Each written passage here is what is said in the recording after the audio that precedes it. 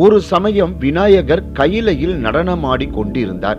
இவரின் நடனத்தை பார்த்து சந்திரன் ஏளனமாக சிரித்தார். இதனால் கோபம் கொண்ட விநாயகர் சந்திரனை சபித்தார். இனி சந்திரன் உருவத்தை யாரும் காண மாட்டார்கள், கண்டவரும் நிந்தை செய்து ஒதுக்குவார்கள், நீச்சனாகட்டும் என்று சாபம் கொடுத்தார். விநாயகர் கொடுத்த சாபத்தால் சந்திரன் கலை இழந்து தேய்ந்து மெலிந்தான். சந்திரன் தன் செய்கைக்கு மிகவும் வருந்தி பின்னர் விநாயகரை சரணடைந்தான். தன்னை சரணடைந்தோர்க்கு சகல நன்மையும் தரும் விநாயகரும் மனம் இறங்கி ஆவணி மாத சுக்லபட்ச சதுர்த்தி திதியில் விரதமிருந்து விநாயகரை வணங்குபவர்கள் சகல சாப விமோசனமும் பெற்று சீரும் சிறப்புடனும் வாழ்வார் எனவும் சந்திரனுக்கு சாப விமோசனம் அருளினார்.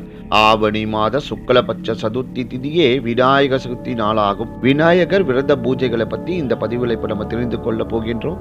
விநாயகர் சதுர்த்தி அன்று காலையிலேயே